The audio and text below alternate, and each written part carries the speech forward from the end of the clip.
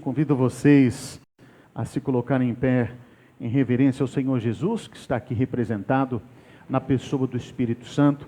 Eu convido você nesse primeiro momento, que nós possamos elevar o nosso pensamento a Deus, que nós possamos adorá-lo, lembrando que esse culto não é para nós, nós prestamos o culto ao Deus vivo, que está aqui representado na pessoa do Espírito Santo. Toda honra e toda glória sejam dadas a Ele, o Rei dos Reis, o Senhor dos Senhores. Pai amado, Pai querido, nós te louvamos e te agradecemos pela oportunidade de estarmos aqui reunidos como o corpo de Cristo. Nós estamos aqui também, meu Pai, porque entendemos que essa assembleia de teus seguidores, uma assembleia, uma eclesia de cristãos, é um lugar, meu Pai, onde nós te adoramos de maneira mútua, e sabendo que o Senhor, recebendo a nossa adoração, o Senhor se manifesta, enchendo este lugar com a sua glória, transformando esse ambiente numa atmosfera de adoração.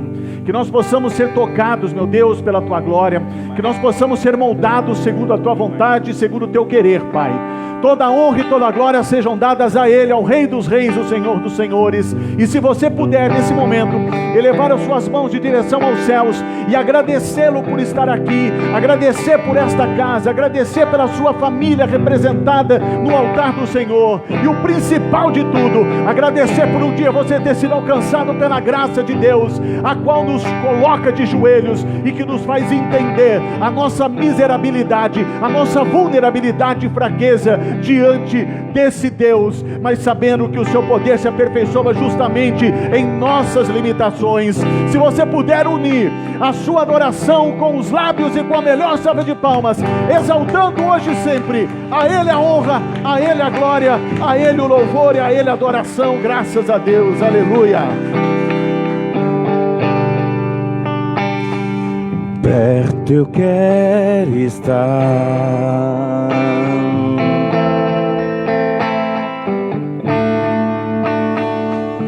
junto aos seus pés,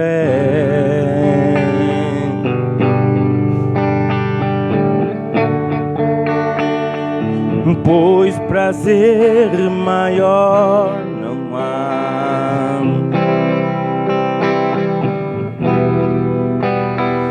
que me render e te adorar.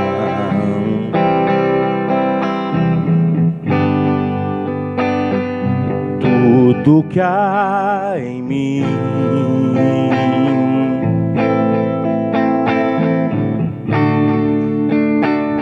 eu quero te ofertar.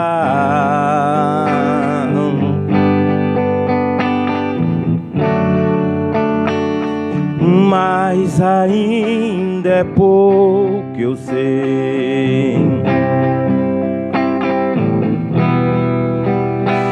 Se comparada ao que ganhei,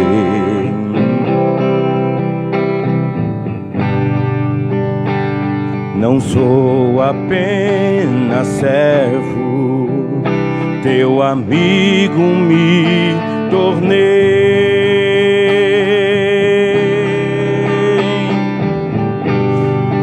Te louvarei.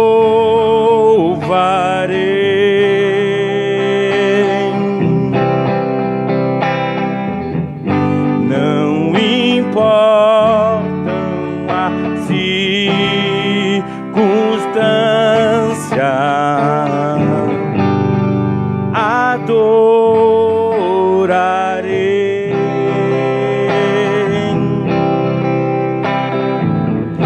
somente a ti, Jesus.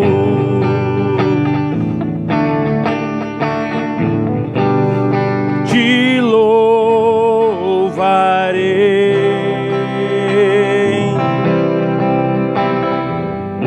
não importam as circunstâncias,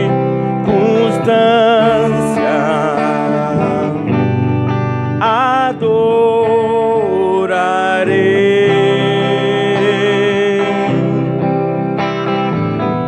somente a ti, Jesus.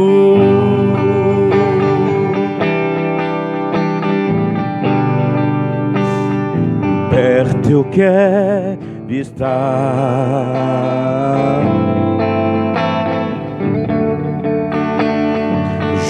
junto aos teus pés,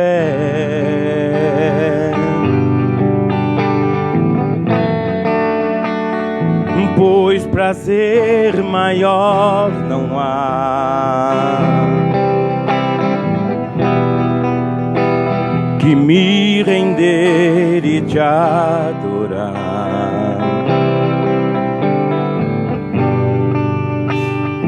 Tudo que há em mim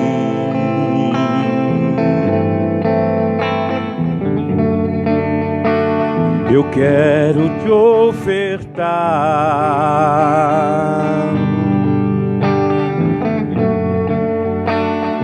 mas ainda é pouco eu sei, se comparada ao que ganhei. Não sou apenas servo, teu amigo me tornei.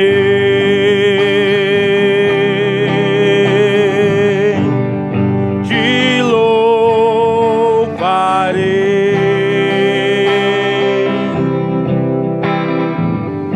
não importam as circunstâncias, adorarei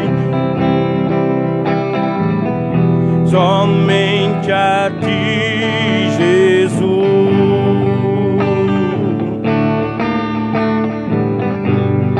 Te louvarei, não importa a circunstância, não importam as circunstância, adorarei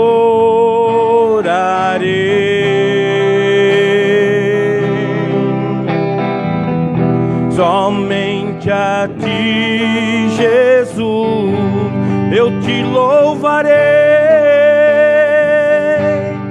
te louvarei,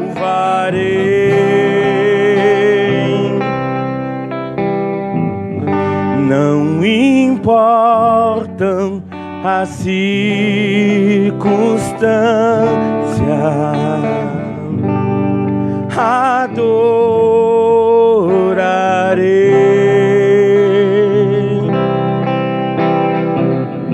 somente a ti, Jesus.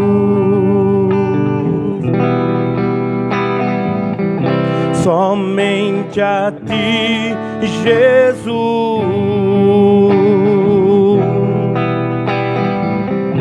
Somente a ti, Jesus. As palmas louvam o Senhor, amém? Glória a Jesus. Ainda louvando ao Senhor. Agora estamos nas séries de mensagens, de pregações sobre a família, né? Celebração da família lá. E esse louvor que nós vamos entoar ao nosso Senhor nessa noite também fala sobre a família. Que nós possamos ser gratos, agradecer ao nosso Senhor pela família que Ele nos deu, pela família que Ele nos concedeu. Amém? Vamos agradecer ao Senhor nessa hora, através desse louvor, amém? Te agradeço pela minha família e por tua presença no meu lar. Te agradeço pelo pão de cada dia que o Senhor nunca deixou faltar. Te agradeço pela nossa harmonia. Só em ti, Senhor, podemos descansar. Te agradeço pelas suas maravilhas e o milagre que ainda há de operar. A minha família é bênção do Senhor. Me ensina a tratar minha família com amor. Edifica minha casa para o teu louvor. A minha família é um presente do Senhor.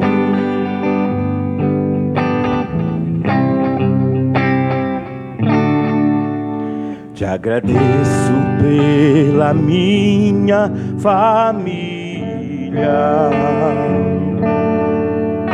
e por tua presença no meu lar. Te agradeço pelo pão de cada dia que o Senhor nunca deixou faltar.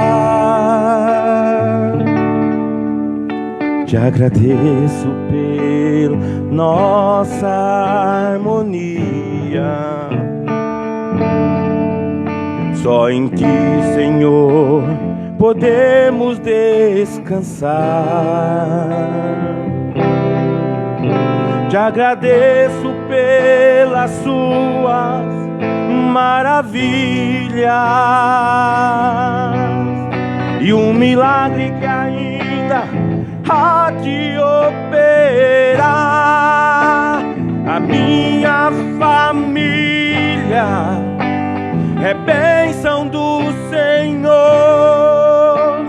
Me ensina a tratar minha família com amor. Edifica minha casa para o seu louvor. A minha família é um presente do Senhor. Você pode declarar isso? A minha família é bênção do Senhor. Ensina a tratar minha família com amor. Edifica minha casa para o seu louvor. A minha família é um presente do Senhor.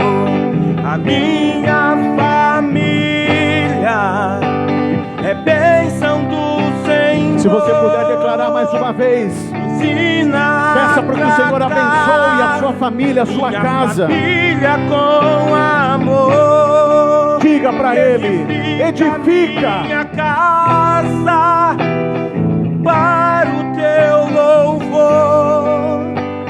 A minha família é um presente do Senhor. Aleluia, graças a Deus. Glória a Deus. Pode tomar o seu assento, por gentileza. Graças a Deus. Aleluia. Convido você a abrir a palavra de Deus lá no livro de Gálatas, capítulo 6, os versos 9 e 10, assim como foi hoje de manhã. Eu pretendo ser à noite rápido e objetivo, porém com uma mensagem que eu tenho certeza que vai nos edificar e muito. Nós estamos agora no mês de outubro falando sobre família. Na última quarta-feira, a pastora Carol deu início à série O Céu em Meu Lar, que está acontecendo toda quarta. Na oportunidade você está se esforçando para trazer o seu familiar. Se ele não consegue vir, nem que seja a representação de uma foto. É profético, só para nós estarmos ali. A gente vai orar pela pessoa que você está apresentando aqui. E aos domingos também. Se nós conseguirmos fazer o esforço como hoje aqui, a Ruth está em peso. Eu vou conhecer a família da Ruth. É o seu esposo? Como que é seu nome? Zé Carlos? Deus abençoe, Zé Carlos. Você é Nora. Você, Rafaela aí?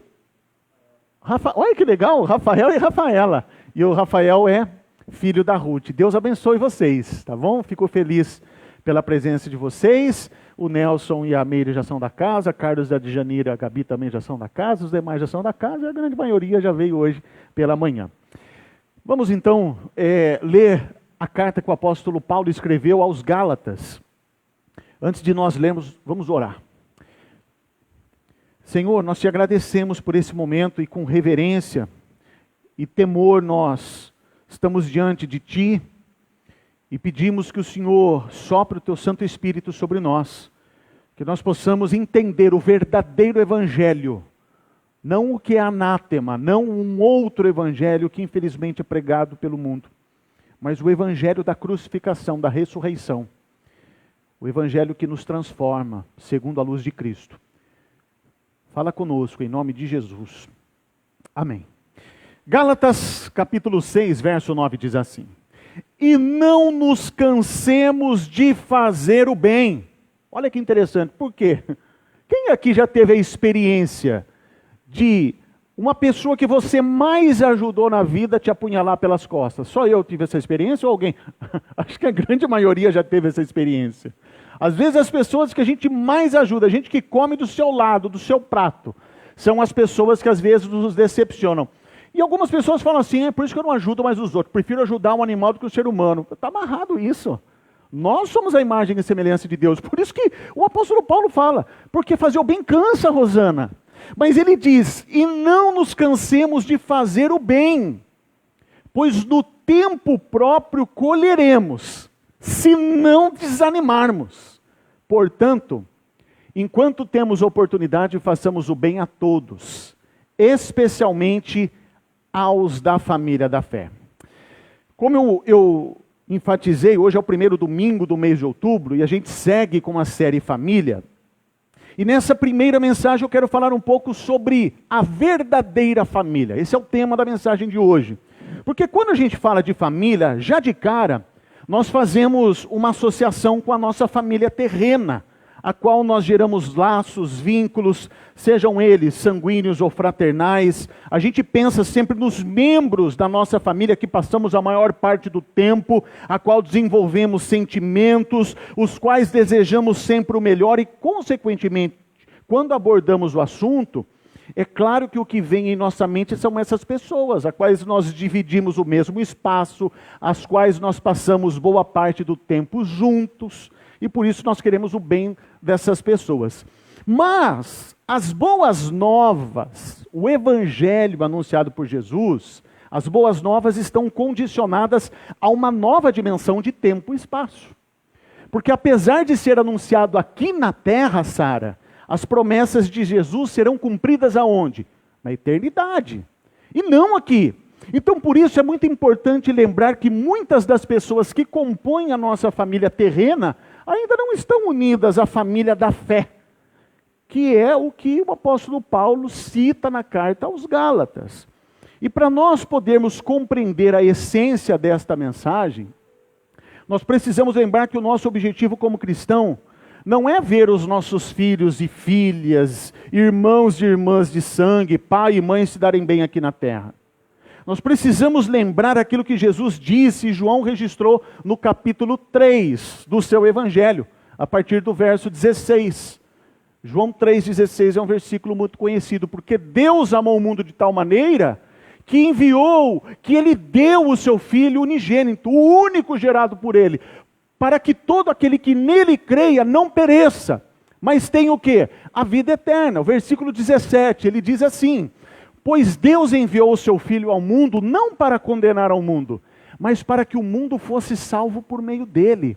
E o verso 18 vai nos dizer: quem nele crê não é condenado, mas quem não crê já está condenado, por não crer no Filho unigênito de Deus. Então, O cerne do Evangelho, o que é cerne, pastor? É uma micose? É uma alergia? Não, o cerne é o tema central. O tema central do Evangelho de Jesus Cristo é o amor. Então, mas não é esse amor que nós podemos classificar de acordo com as nossas experiências. Então deixa eu explicar aqui. Se eu disser para vocês que eu amo o Jean, eu estou aqui expressando um sentimento que eu tenho pelo Jean. Se eu chegar para minha esposa e falar para ela, eu te amo, eu também estou usando a mesma palavra amor para expressar um sentimento que eu tenho por ela. Mas esse sentimento é diferente do que eu sinto pelo Jean, né? Porque se for, está amarrado em nome de Jesus, né? Enfim, e se a minha filha estiver aqui e eu disser, eu amo a minha filha, também eu expresso um sentimento, uso a palavra amor, mas que tem uma conotação diferente do sentimento que eu tenho pela minha esposa e que eu tenho pelo Jean. O Novo Testamento foi escrito na língua grega.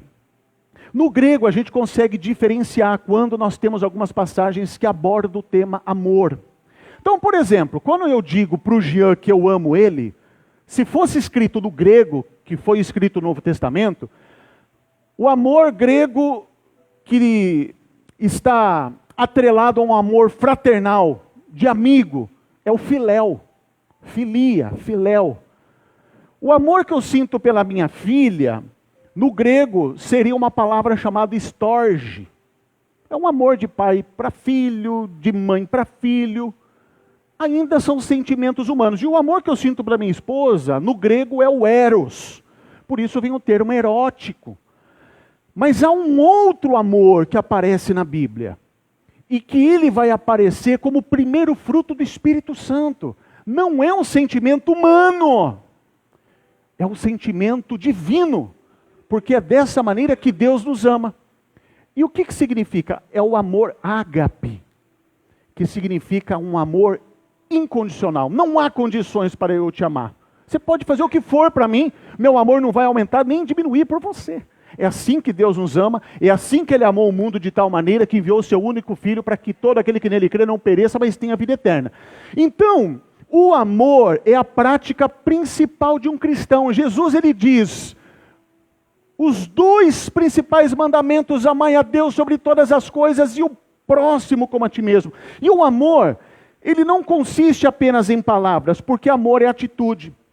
Então Paulo, quando ele escreve essa carta, ele fala que devemos levar a carga uns dos outros, pois não podemos viver no reduto do egoísmo, tomado pelo sentimento que a minha vida e vontade devem prevalecer, de que tenho que olhar para o próximo como alguém que deve ser servido e não explorado. Então eu preciso estender a mão para o que está caído, consolar o aflito, ajudar o que está passando por alguma necessidade, socorrer o que está à beira do meu caminho. Então nós precisamos de olhos de bondade para perceber que o irmão que está ao meu lado está sobrecarregado. E qual é o meu papel? É aliviar o seu fardo, é ajudá-lo a levar as suas cargas. Então nós temos que esboçar generosidade, benignidade, compaixão, atitudes e posturas de bondade prática na vida de pessoas ao nosso redor. Paulo, ele escreve essa carta aos cristãos que estavam na Galácia, aos Gálatas, porque estava tendo um conflito entre os judeus que creram em Cristo como Messias e os gentios, que eram os não-judeus, que também creram em Jesus.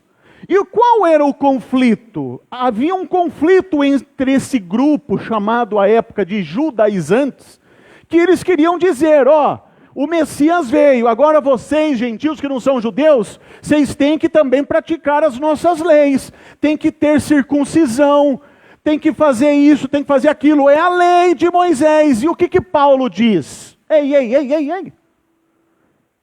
vocês estão totalmente equivocados. Não é mais a lei de Cristo é o amor. Não é a justificação, nós não somos salvos pela lei. A lei, ela existiu no Antigo Testamento para que eu conheça a minha natureza pecaminosa. Mas eu não sou justificado pela prática dela. Agora é graça.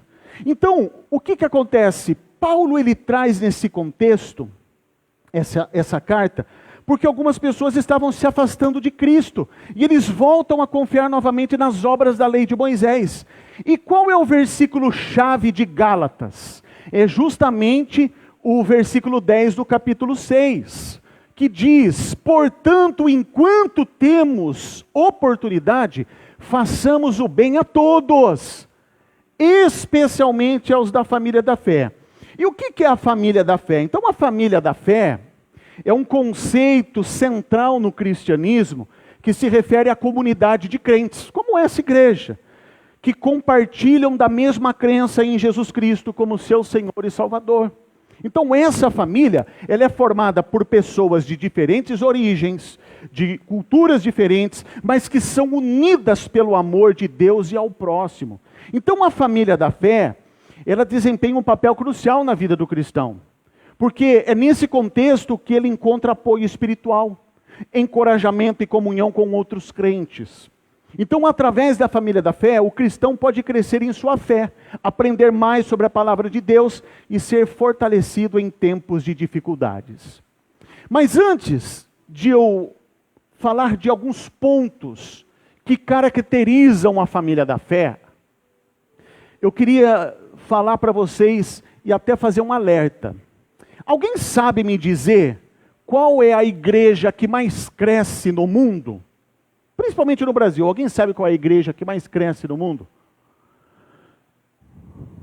É evangélica. É cristã. Ela não tem um nome específico, mas eu vou denominá-la de Mara, a comunidade cristã dos desigrejados. Porque da mesma forma que o indivíduo, ser humano, ele não pode falar de si sem estar inserido num contexto família. Porque ninguém nasce de uma chocadeira. Até mesmo as pessoas que talvez foram rejeitadas pelos seus genitores, uma família que o adotou, que o acolheu, ela fez o papel de família. Então, da mesma forma que não há como falar de seres humanos sem família, não há como falar de igreja, de cristianismo, sem igreja. Porque é uma falsa ilusão que as pessoas colocam. Me decepcionei demais com a igreja, que o homem, porque é isso. Olha, se eu contar, eu acho que eu tenho vontade de escrever um livro, mas eu vou ter que escrever quando eu estiver bem velhinho, para contar algumas barbáries que eu presenciei dentro da igreja de Cristo, de pessoas que usam o nome de Jesus para explorar pessoas. Eu já passei por determinadas situações e falei, gente, como que pode isso? E algumas pessoas vêm e falam assim, não, porque é tudo, porque eu não preciso disso. Agora, olha que interessante, a igreja ela é importante até nesse contexto. Por quê? Quando Jesus ele diz para Pedro, porque o nome dele não é Pedro, qual é o nome de Pedro? Simão. Mas Jesus ele diz, agora tu és Petros, ou Petra, que no grego significa lasca de pedra. Jesus é a rocha, tu és pedra, sobre ti edificarei minha igreja. Então calma aí, nós somos o quê? Lasca de pedra. Deixa eu usar um exemplo aqui. Vem aqui, Heverton. Vai andando na minha direção, fica parado aí. Nós somos o quê? Nós que compomos a igreja, nós somos o quê? Pedra. Então fala assim, nós somos pedra. Aí o que acontece? É normal isso na igreja. Nós somos seres humanos. Aí o que acontece? Vem aqui, você vai esbarrar em mim aqui, Pedra com pedra, quando faz isso, o que acontece? Atrito. E diante do atrito gera o quê? Isso que dependendo do ambiente pode gerar fogo. Então olha só o que o autor da carta aos Hebreus escreveu no capítulo 10, Hebreus 10, 25.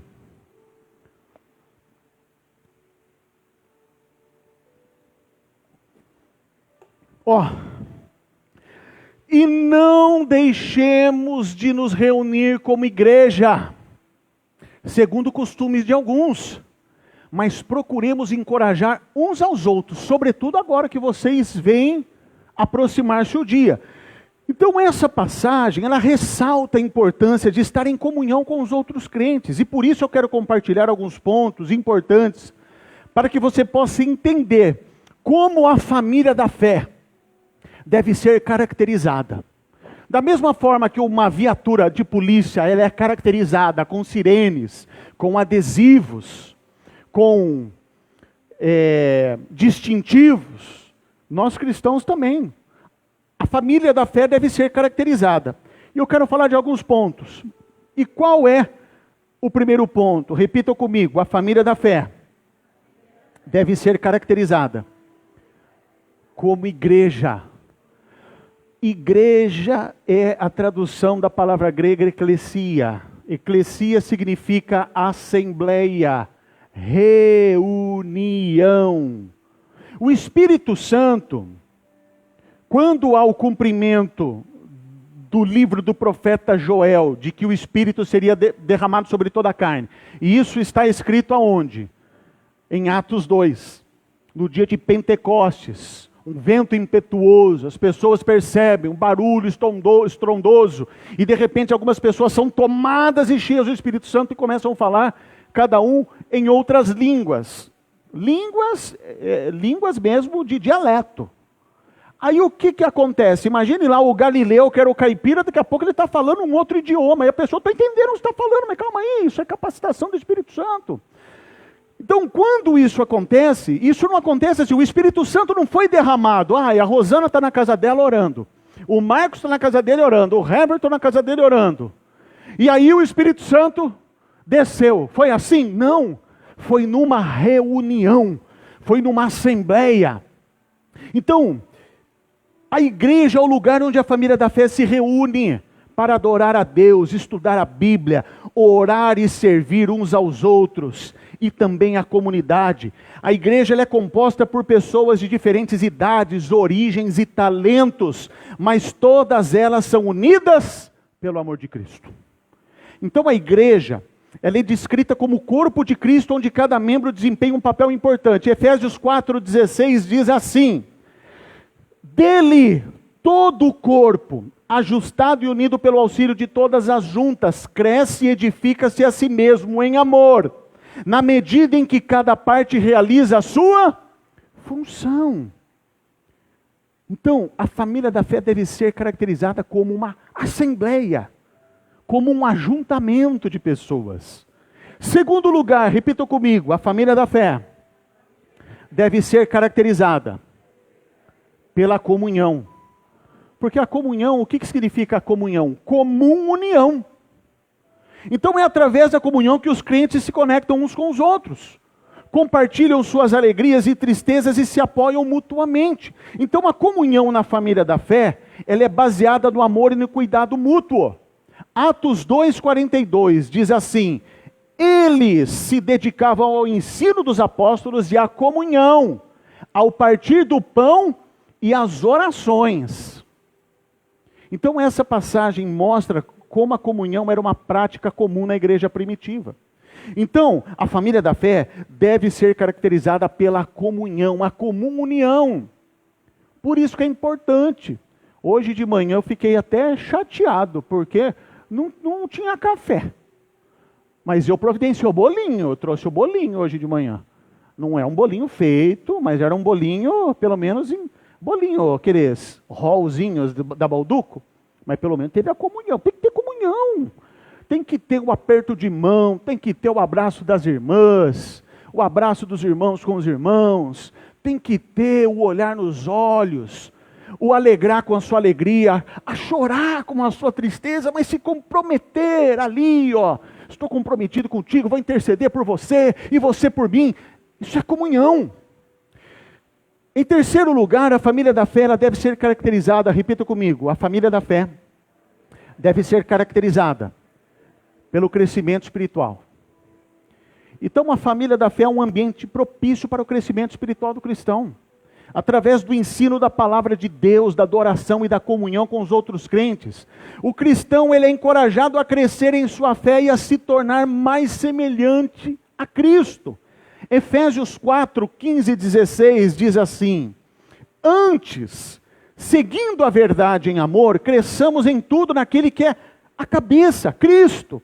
Dele todo o corpo, ajustado e unido pelo auxílio de todas as juntas, cresce e edifica-se a si mesmo em amor, na medida que cada parte realiza a sua função.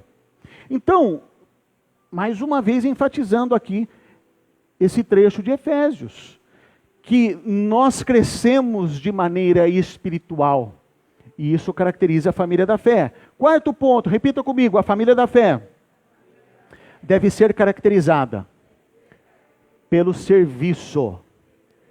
Porque cada membro é chamado a servir uns aos outros e à comunidade.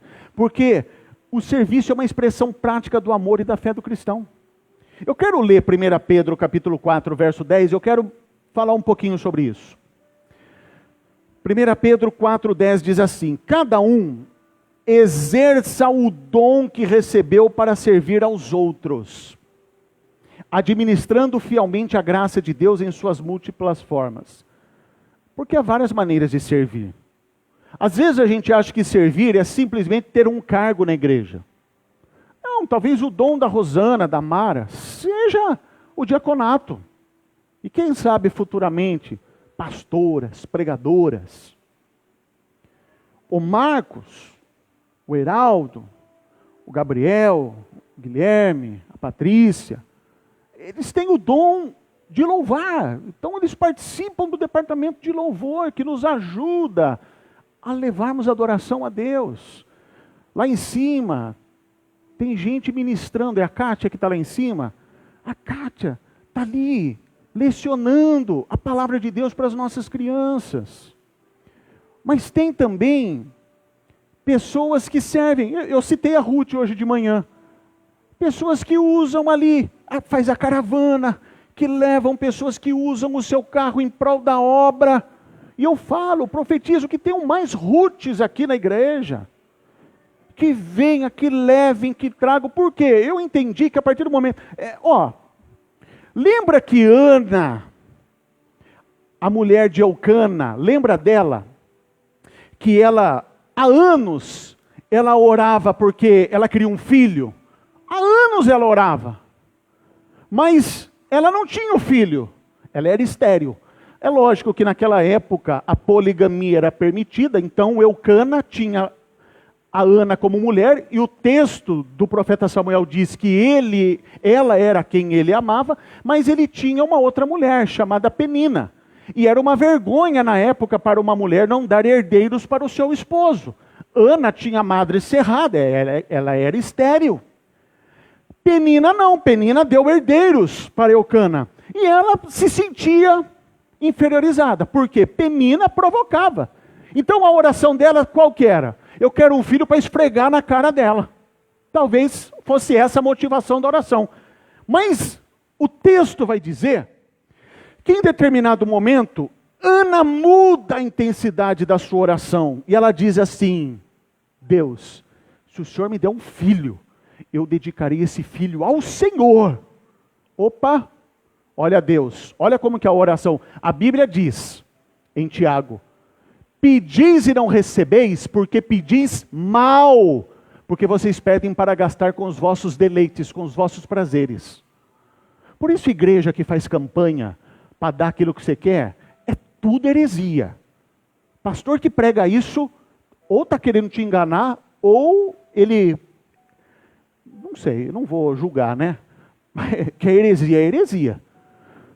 Porque a nossa oração, o nosso desejo para que Deus ele atenda, devem estar alinhados. Porque enquanto Ana orava para ter um filho, para esfregar na cara da sua rival, Deus não dava. Mas quando ela fala, eu dedicarei esse filho ao Senhor, não é que ela falou assim, se o Senhor me der esse emprego, eu vou aumentar meu dízimo, eu vou dar 50%, eu não vou dar dízimo, que é 10%, eu vou dar metade do meu salário. Você está querendo barganhar, você está querendo comprar Deus. Mas por que Deus ele prestou atenção e ele atendeu o coração de Ana? Porque na época, o profeta de Israel era um homem chamado Eli, que tinha 2 filhos, Rofini e Finéias. Os dois, na hora que chegavam com as oferendas para ofertar a Deus, Eles faziam um churrasquinho ali e comia. Profanavam o sagrado. E Eli via, ao invés de falar, vocês estão repreendidos, Eli passava um pano. Deus começou a rejeitar o profeta. Aí Deus fala, opa, calma aí. Ana quer um filho, pediu para mim. Eu preciso de um profeta. E ela disse que se eu lhe der um filho, ela vai entregar para mim. O que isso tem a ver com a pregação? Não adianta você vir aqui fazer campanha, fazer isso, aquilo, para Deus te dar um carro. Porque na primeira chuva que der, depois de você ter lavado o seu carro, você fala, eu não vou na igreja hoje porque eu passei pretinho no pneu. Agora você fala, Senhor, me dê a oportunidade de ter um carro. E eu dedicarei esse carro à tua obra. Aí você usa o carro. Ô meu irmão, você não tem carro, mas entra aqui. Ó. Não, você não vai pegar busão, não, entra aqui. É diferente. Então, quando o seu desejo está aliado à vontade de Deus, dá um casamento. Então, existem várias formas de servir. Eu estou citando esse exemplo de manhã, que a gente tem o caso da Ruth, que dá carona para as irmãs, para a Ana, para a Andréia, para a Terezinha, às vezes para a Rosana. Fala para a Rosana que eu estou com saudade dela. Faz tempo que eu não vejo a Rosana aqui. Mas, enfim,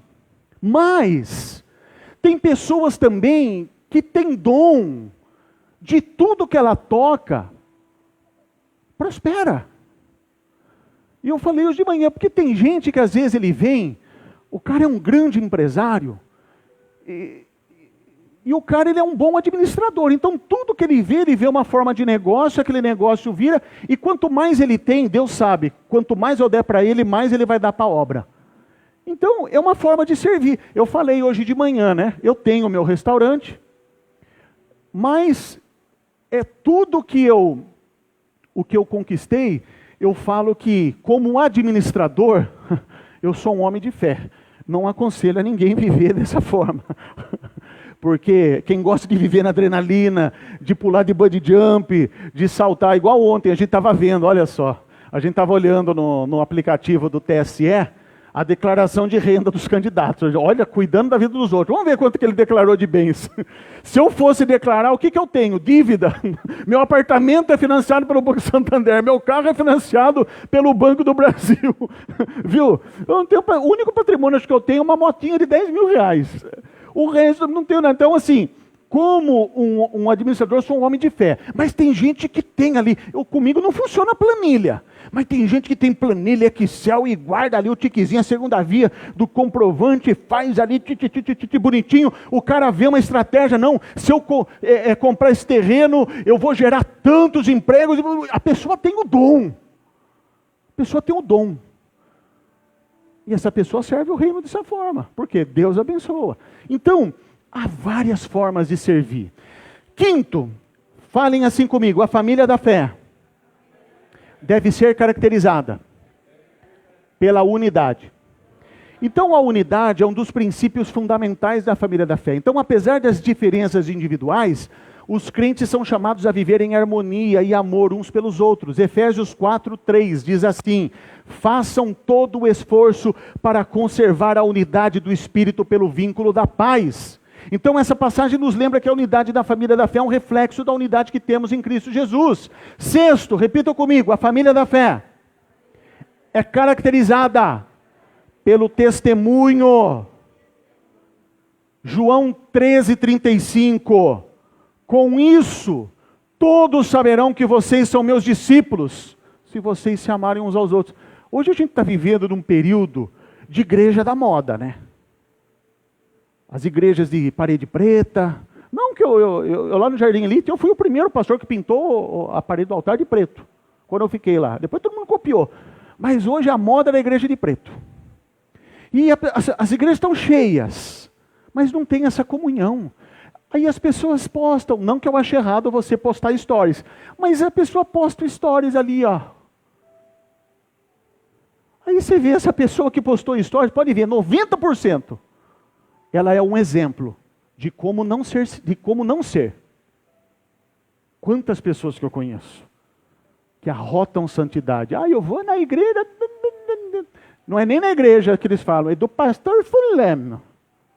Catar coquinho, fica postando stories aí. pagando uma de crente que na realidade é crente do rabo quente. Essa que é a realidade. Desculpa a expressão, é que eu fico louco da vida com essas coisas. E o povo fica ali. Daqui a pouco você vê a mulher saindo com o outro. Daqui a pouco está com o marido. Daqui a pouco está no stories com o outro marido. Não dá para entender, eu não entendo essas coisas. Enfim, desculpa o desabafo, tá? Tem que ter o testemunho, tem que ter transformação. Nós somos falhos, eu não sou perfeito. Mas hoje, eu sou melhor do que ontem. E eu espero que amanhã eu seja melhor do que eu sou hoje. 7º, repita comigo. A família da fé deve ser caracterizada como suporte espiritual.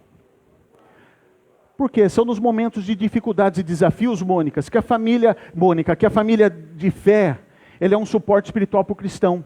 Através da oração, do encorajamento, do cuidado mútuo, os crentes podem encontrar consolo e força na família da fé. Gálatas 6:2. Levem os fardos pesados uns dos outros e assim cumpram a lei de Cristo. 8º, estou terminando. A família da fé, repita comigo, deve ser caracterizada como lugar de aprendizado. Por quê? É aqui que nós somos ensinados pelo ensino da palavra de Deus, do compartilhamento de experiências. Os crentes podem aprender uns com os outros e serem edificados em sua fé. Colossenses 3,16 diz assim: habite ricamente em vocês a palavra de Cristo. Ensinem e aconselhem-se uns aos outros com toda a sabedoria. E cantem salmos, hinos e cânticos espirituais com gratidão a Deus em seus corações. 9º, repita comigo, a família da fé deve ser caracterizada como lugar de adoração.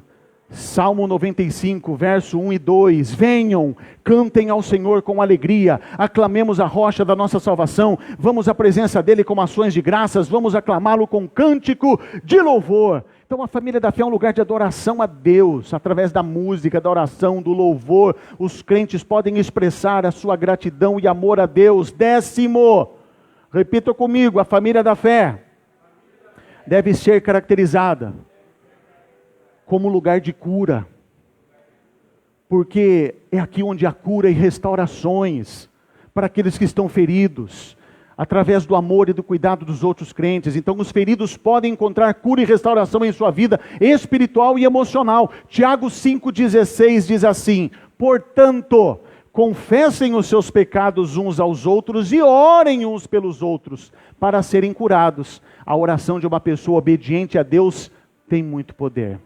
Último lugar, e eu encerro aqui.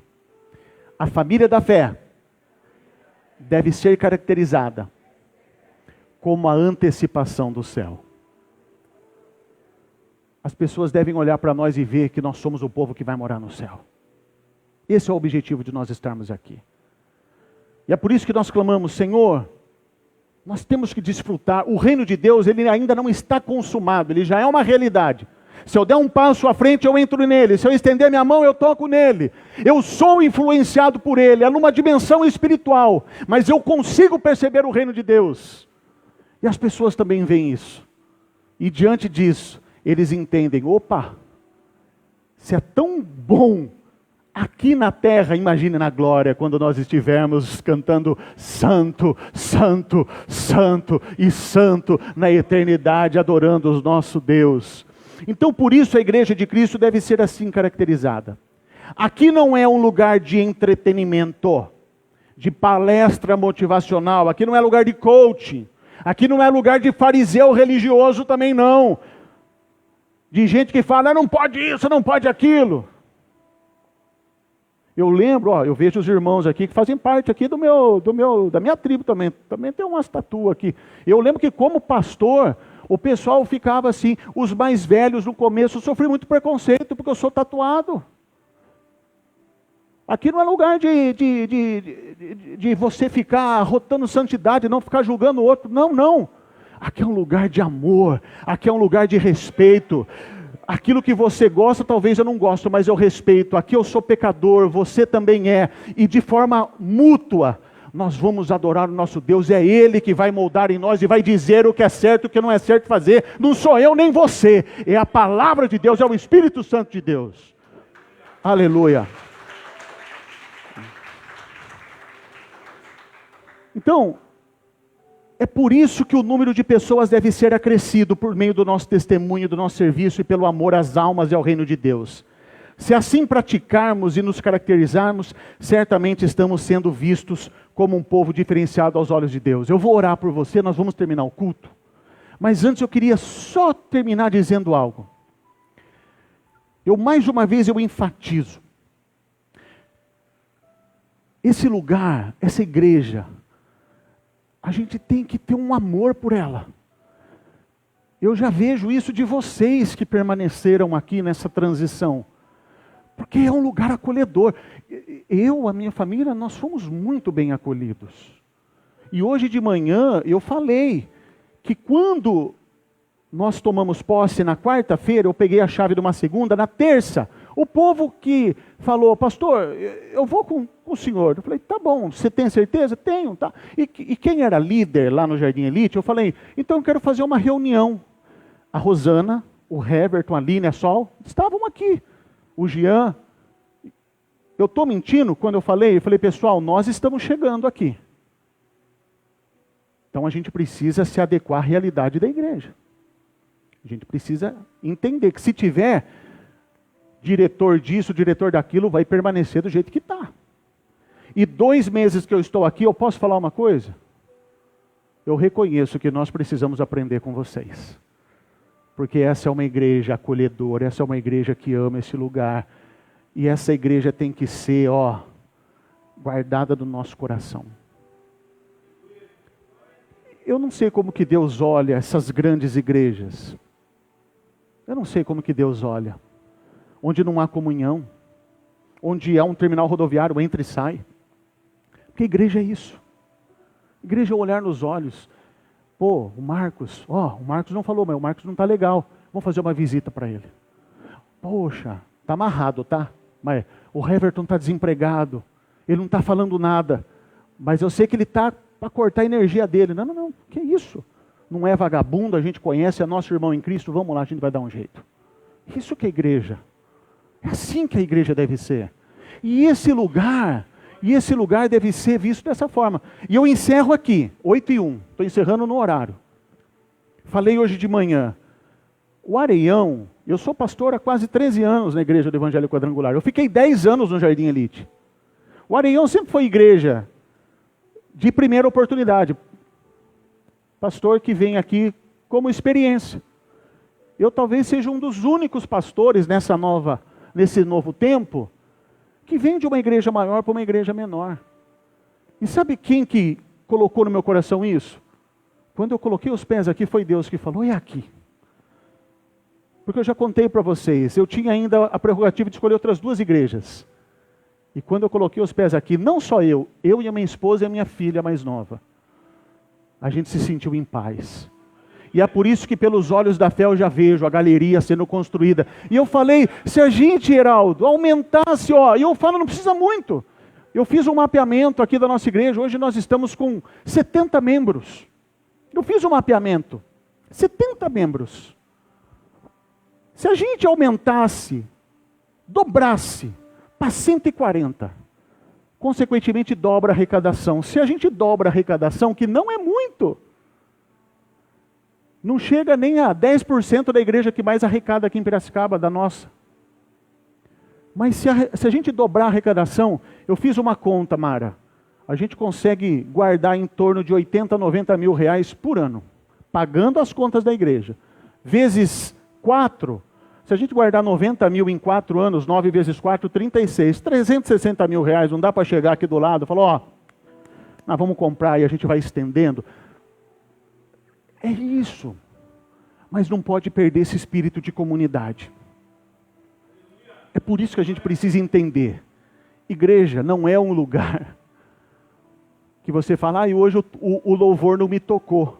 Meu irmão, se você tem essa noção, você precisa rever o seu conceito sobre cristão. Não é o louvor que tem que tocar você. O seu louvor tem que tocar Deus. Não é o culto que tem que tocar a você. Não é um culto antropocêntrico. Não é o homem o centro da adoração. É Deus. É o seu louvor que tem que adorar Deus. É você entender a sua condição de vulnerável, de miserável diante de Deus e falar: mas Senhor, mas o seu poder se aperfeiçoa em minhas fraquezas.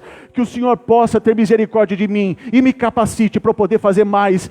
É o mínimo de retribuição por aquilo que Ele fez por nós. Se esvaziou da sua glória, morreu numa cruz, ressuscitou ao terceiro dia, para que eu e você tivéssemos o escrito de dívida rasgado, e para que nós fôssemos salvos, em nome de Jesus. Feche os seus olhos, coloque as suas mãos no coração, aleluia. Quero orar por você. Senhor, nós te louvamos e te agradecemos por mais esse culto. Obrigado, Senhor. Obrigado por estarmos aqui nesta manhã, nesta noite. E da mesma forma que hoje de manhã, Pai, que essa palavra, ela venha gerar, meu Deus, frutos. Que essa semente, essa pequena porção do Evangelho, ela venha tocar no coração de cada pessoa. E que o Senhor possa fazer com que isso frutifique, que cresça. E que as pessoas percebam esse fruto. Porque é para isso, meu Pai, que nós fomos enviados. Para fazer a Tua vontade. E completar, meu Deus, aquilo que o Senhor iniciou. E que foi consumado na cruz, mas que nós temos o papel de anunciarmos a Tua palavra. Então, meu Pai, que essas famílias aqui representadas sejam abençoadas. Que não sejam apenas famílias, mas sejam uma família da fé. Que essas famílias possam viver um pedacinho do céu no seu lar, na sua casa. E que elas estendam isso no seu trabalho, na sua comunidade, em qualquer lugar que elas forem. Em nome do Pai, do Filho e do Espírito Santo, que assim seja. Amém.